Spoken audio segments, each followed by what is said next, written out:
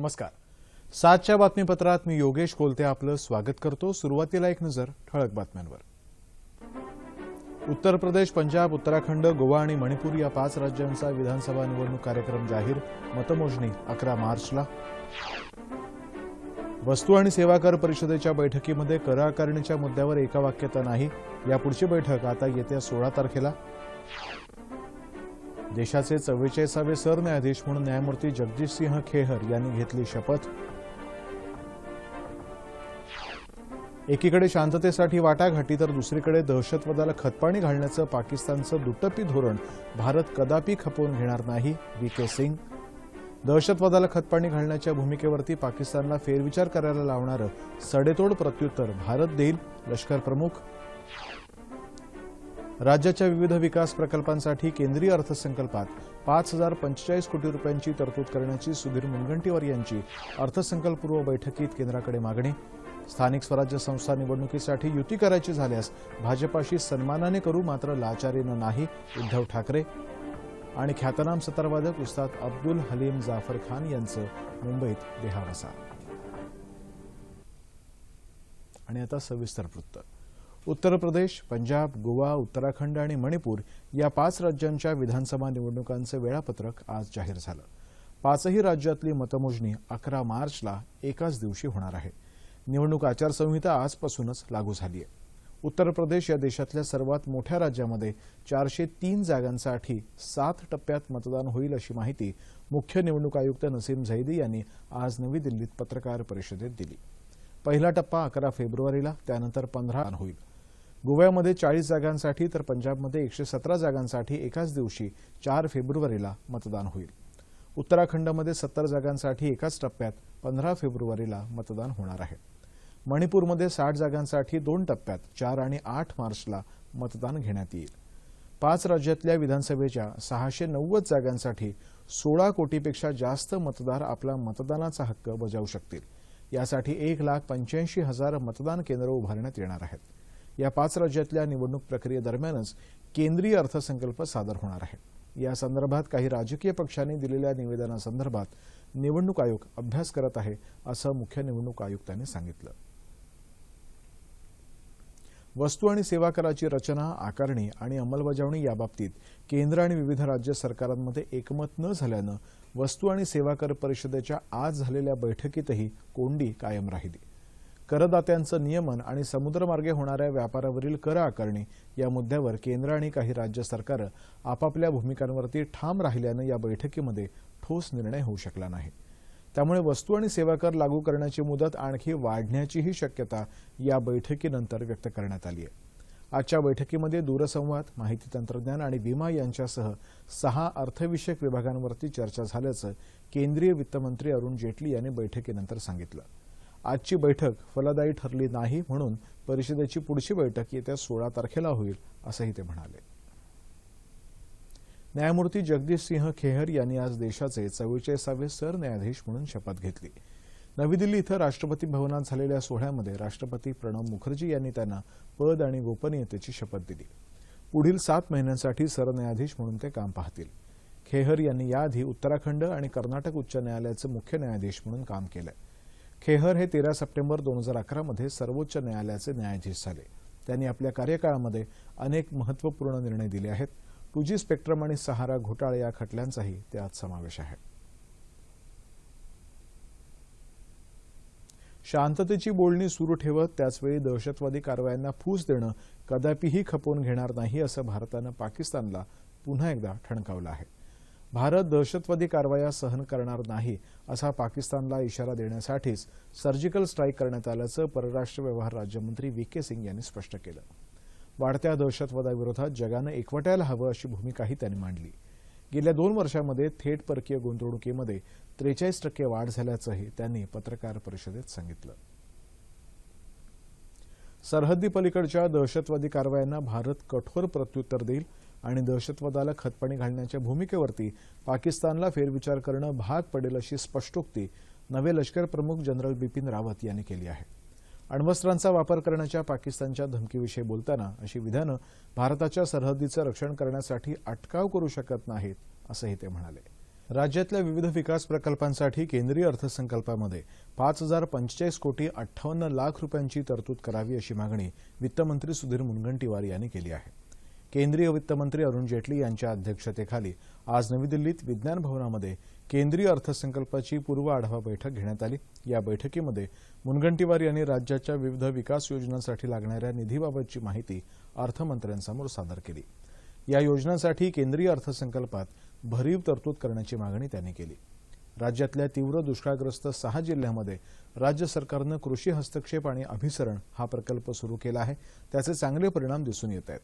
हा प्रकल्प राज्यातल्या उर्वरित 8 दुष्काळग्रस्त जिल्ह्यांमध्ये लागू करण्यासाठी केंद्र सरकारनं मदत करावी अशी मागणीही मुनगंटीवार यांनी यावेळी केली। स्थानिक स्वराज्य संस्थांच्या निवडणुकांसाठी भाजपाशी युती करायची असेल तर ती सन्मानानं होईल, लाचारी पत्करून युती करणार नाही असं शिवसेनेचे पक्षप्रमुख उद्धव ठाकरे यांनी स्पष्ट केलंय। मुंबईत झालेल्या शिवसेनेच्या लोकप्रतिनिधी आणि पदाधिकाऱ्यांच्या राज्यव्यापी मेळाव्यात ते आज बोलत होते। पैसे देऊन मतं विकत घेणारी शिवसेना नाही, निवडणूक लढवायची असेल तर स्वच्छ लढवा, लढायची तयारी असेल तर मैदानात या, मागून कटकारस्थानं नको तसा टोला त्यांनी लगावला। 5 राज्यांच्या निवडणुकीचा निकाल लागत नाही तोपर्यंत केंद्रीय अर्थसंकल्प मांडू नये हा चुकीचा पायंडा आहे। राष्ट्रपतींनी याला संमती देऊ नये अशी मागणीही ठाकरे यांनी केली। नववर्षाच्या स्वागतापूर्वी निर्माण झालेला कमालीचा आर्थिक तणाव स्वातंत्र्यानंतर पहिल्यांदाच पाहिला असं सांगत विमुद्रीकरणामुळे जनतेला होत असलेल्या त्रासाबाबत त्यांनी केंद्र सरकारवरती टीकेची झोड उठवली। विमुद्रीकरणाच्या निर्णयानंतर हजारो लोक बेरोजगार झाले आहेत। शेतकऱ्यांनाही मोठ्या प्रमाणामध्ये त्रास सहन करावा लागत आहे। पंतप्रधान नरेंद्र मोदींनी या बेरोजगारांना काम द्यावं आणि शेतकऱ्यांना तातडीनं कर्जमुक्त करावं अशी मागणीही त्यांनी केली। कोणाचंही स्वातंत्र्य नाकारून विकास स्वीकारता येणार नाही आणि शिवसेना हे स्वातंत्र्य मारू देणार नाही असं सांगतानाच चुकीच्या दिशेनं पावलं पडत असतील तर शिवसेना बोलणारच असा इशाराही ठाकरे यांनी दिला। 500 आणि 1000 रुपयाच्या नोटा चलनातून रद्द केल्यानंतर उद्भवलेली परिस्थिती लक्षात घेता जिल्हा बँकांवरील बंदी का उठवली नाही? शेतकऱ्याला प्राप्तिकराच्या जाळ्यामध्ये अडकवायचा आहे का? महिलांच्या बचतीवरती सरकार आता लक्ष ठेवणार का? असे प्रश्न उपस्थित करत उद्धव ठाकरे यांनी अशी लोकशाही स्वीकारार्ह नाही असंही या मेळाव्यात सांगितलं। सवंग लोकप्रियतेसाठी घाईघाईनं निर्णय घेतले जात आहेत। सामान्य जनता अजूनही अच्छे दिन येण्याच्या आशेवर आहे असं सांगत सगळीकडे बजबजपुरी असताना लोक जगतायत, हेच जनतेसाठी अच्छे दिन आहेत अशी टीकाही त्यांनी केली। गुन्हा ठरला तरी हिंदू धर्माचं रक्षण करणारच असंही उद्धव ठाकरे यांनी याच मेळाव्यामध्ये सांगितलं। राज्य परिवहन महामंडळाकडून राज्यातल्या बस स्थानकांच्या नूतनीकरणाचं काम सुरू आहे। या अंतर्गत सोलापूर बस स्थानकासाठी 2,45 लाख रुपयांचा निधी मंजूर करण्यात आलाय। परिवहन राज्यमंत्री आणि सोलापूरचे पालकमंत्री विजयकुमार देशमुख यांनी आज सोलापुरात पत्रकारांना याविषयी माहिती दिली। प्रवाशांना चांगल्या सुविधा देण्यासाठी परिवहन विभागामार्फत नाविन्यपूर्ण योजना राबवण्यात येत आहेत। सोलापूर बस स्थानकावरती मोठ्या प्रमाणावरती प्रवाशांची आणि वाहनांची वर्दळ लक्षात घेता आधुनिक पद्धतीचं वाहनतळ, आगमन निर्गमन मार्ग तयार करण्यात येणार आहेत। परगावच्या परिवहन कर्मचाऱ्यांसाठी निवास आणि भोजनाची सुविधाही इथं करण्यात येईल अशी माहिती देशमुख यांनी दिली। केंद्र सरकारनं अचानक घेतलेल्या विमुद्रीकरणाच्या निर्णयामुळे शेतमालाचं अतोनात नुकसान झालंय। त्यामुळे सरकारनं शेतकऱ्यांना हेक्टरी 1 लाख रुपयांची नुकसान भरपाई द्यावी अशी मागणी शेतकरी संघटनेचे रघुनाथ पाटील यांनी केली। ते आज पंढरपुरात वार्ताहर परिषदेत बोलत होते। भाजपानं आपल्या निवडणूक जाहीरनाम्यात शेतकऱ्यांना दिलेली आश्वासनं पूर्ण केलेली नाहीत, त्याउलट बुलेट ट्रेन, स्मार्ट सिटी अशा योजना सुरू केल्यात। सरकार महागाई कमी केल्याचा दावा करत असलं तरी प्रत्यक्षात केवळ शेतीमालच स्वस्त झाल्यानं शेतकऱ्यांचं नुकसान होत आहे असा आरोप पाटील यांनी केला। राज्यातल्या आगामी जिल्हा परिषद आणि पंचायत समिती निवडणुका काँग्रेस, राष्ट्रवादी काँग्रेस, भाजपा आणि शिवसेनेच्याही विरोधात समविचारी पक्षांसोबत लढवणार असल्याचं त्यांनी यावेळी जाहीर केलं। ब्रेल लिपीचे जनक लुई ब्रेल यांची आज जयंती। त्यानिमित्त जळगाव जिल्हा नॅपच्या वतीनं जळगाव इथं दृष्टिहीनांसाठी अँड्रॉइड मोबाईल हाताळण्याच्या प्रशिक्षण वर्गाचं आयोजन करण्यात आलं होतं। 2 दिवसांच्या या प्रशिक्षण वर्गामध्ये विविध मोबाईल कंपन्यांच्या प्रशिक्षकांकडून दृष्टिहीनांना मोबाईल हाताळण्याबाबत प्रशिक्षण देण्यात आलं। त्यात मोबाईलद्वारे ऑनलाईन व्यवहार करणं, समाज माध्यमं हाताळणं, बातमी वाचणं, ईमेल करणं आदी बाबतीत दृष्टिहीनांना प्रशिक्षण देण्यात आलं।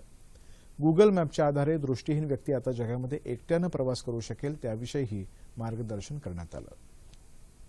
पद्मभूषण पुरस्कार प्राप्त ख्यातनाम सतारवादक अब्दुल हलीम जाफर खान यांचं आज मुंबईत दीर्घ आजारानं निधन झालं. ते 90 वर्षांचे होते.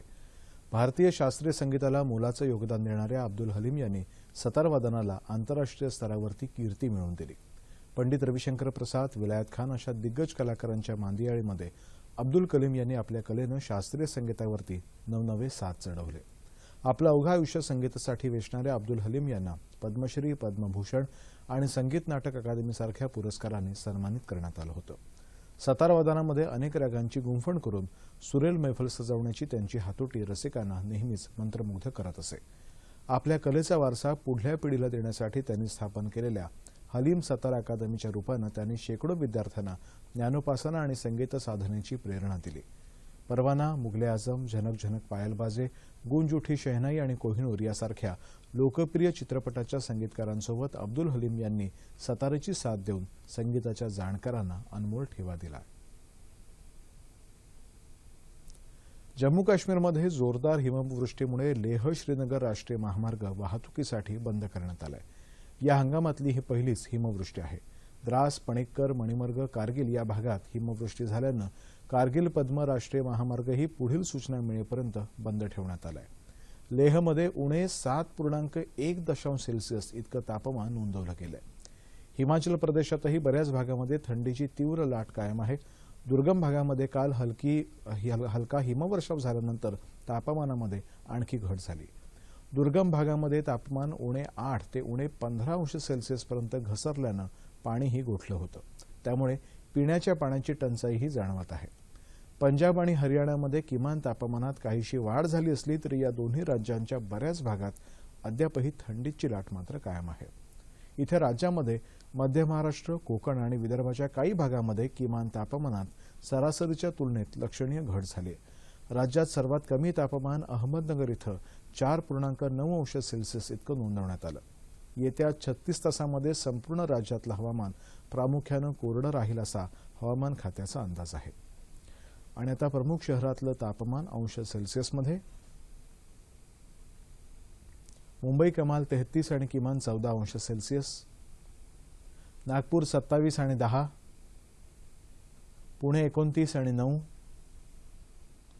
औरंगाबाद 29 आणि 10, नाशिक 29 आणि 8, कोल्हापूर 29 आणि 15, रत्नागिरी 33 आणि 17, सोलापूर 31 आणि 10 आणि अमरावती कमाल 28 आणि किमान 10 अंश सेल्सिअस. ठळक बातम्या पुन्हा एकदा. उत्तर प्रदेश, पंजाब, उत्तराखंड, गोवा आणि मणिपूर या 5 राज्यांचा विधानसभा निवडणूक कार्यक्रम जाहीर. मतमोजणी 11 मार्चला होणार. वस्तू आणि सेवा कर परिषदेच्या बैठकीमध्ये कर आकारणीच्या मुद्द्यावरती एकवाक्यता नाही. पुढची बैठक येत्या 16 तारखेला होणार. देशाचे 44वे सरन्यायाधीश म्हणून न्यायमूर्ती जगदीश सिंह खेहर यांनी घेतली शपथ. एकीकडे शांततेसाठी वाटाघाटी तर दुसरीकडे दहशतवादाला खतपाणी घालण्याचं पाकिस्तानचं दुटप्पी धोरण भारत कदापि खपवून घेणार नाही. व्ही.के. सिंग. दहशतवादाला खतपाणी घालण्याच्या भूमिकेवरती पाकिस्तानला फेरविचार करायला लावणारं सडेतोड प्रत्युत्तर भारत देईल. लष्कर प्रमुख. राज्याच्या विविध विकास प्रकल्पांसाठी केंद्रीय अर्थसंकल्पात 5,045 कोटी रुपयांची तरतूद करण्याची सुधीर मुनगंटीवार यांची अर्थसंकल्पपूर्व बैठकीत केंद्राकडे मागणी. स्थानिक स्वराज्य संस्था निवडणुकीसाठी युती करायची झाल्यास भाजपाशी सन्मानाने करू, मात्र लाचारीने नाही. उद्धव ठाकरे. आणि ख्यातनाम सतारवादक उस्ताद अब्दुल हलीम जाफर खान यांचं मुंबईत देहावसान. याबरोबरच हे बातमीपत्र संपलं. मराठी भाषा जितकी रांगडी तितकीच सुंदर आणि अर्थवाही भाषा. राज्य शासनाच्या वतीने 1 जानेवारी ते 15 जानेवारी हा कालावधी मराठी भाषा संवर्धन पंधरवडा म्हणून साजरा करण्यात येत आहे. त्या अनुषंगानं या उपक्रमाविषयी सविस्तर माहिती देण्यासाठी आणि मराठी भाषेच्या विकास प्रक्रियेवरती चर्चा करण्यासाठी राज्याच्या भाषा संचालनालयाच्या संचालक डॉ. मंजुषा कुलकर्णी यांना आज रात्री 9:30च्या बातमीपत्रात निमंत्रित करण्यात आलं. तेव्हा पुन्हा भेटूया पुढील बातमीपत्रात आपल्या सह्याद्री वाहिनीवर. नमस्कार.